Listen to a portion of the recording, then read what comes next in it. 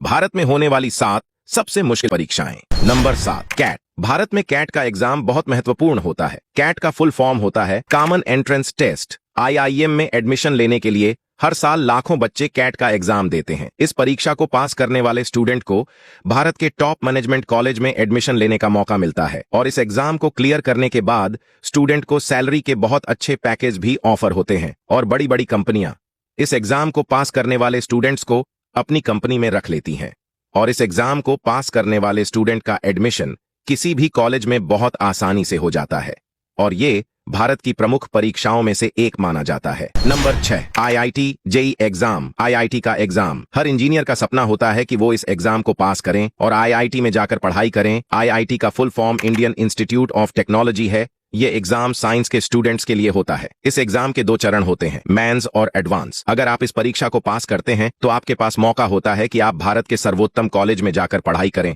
और हर साल लाखों बच्चे इस परीक्षा को देते हैं और उसमें से 0.7% बच्चे ही आईआईटी में एडमिशन ले पाते हैं। Number 5, NDA. एनडीए का full form national defence academy होता है और आर्मी में जाने के लिए एग्जाम सबसे मुश्किल एग्जाम में से एक कहा जाता है। इस परीक्षा को देने के लिए कम से कम आप 12वीं पास होने चाहिए। इस परीक्षा में काफी सारे राउंड होते हैं जिसमें आपको रिटर्न एग्जाम के साथ फिजिकल एग्जाम भी देना होता है और जो इसकी परीक्षा को पास कर लेता है वो भारतीय सेना में ऑफिसर रैंक पर काम करना शुरू कर देता है। Number 4, CLAT. क्लैट का full form common law admission test होता है। वकालत की पढ़ाई में इंटरेस्ट रखने वाले बच्चे इस एग्जाम को देते हैं और इस एग्जाम को पास करने के बाद आप भारत के बेहतरीन लॉ कॉलेज में एडमिशन मिल जाता है और हर साल भारत में 50,000 से ज्यादा बच्चे इस एग्जाम को देते हैं।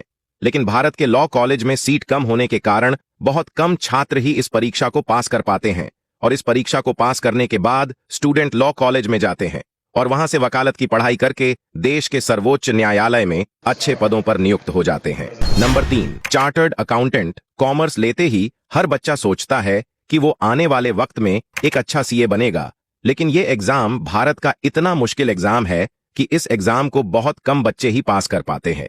सीए की परीक्षा को पास करने के लिए आपको 7 पेपर पास करने होते हैं जिनको पास करने के लिए लोग सालों बिता देते हैं। ये परीक्षा भारत की बहुत मुश्किल परीक्षाओं में से होती है, इसीलिए सीए की तैयारी करने वाले अक्सर काफी सारे स्टूडेंट इस परीक्षा को बीच में छोड़ देते हैं और वो अपने सीए बनने का सपना भी खत्म कर देते हैं। Number 2, UPSSC.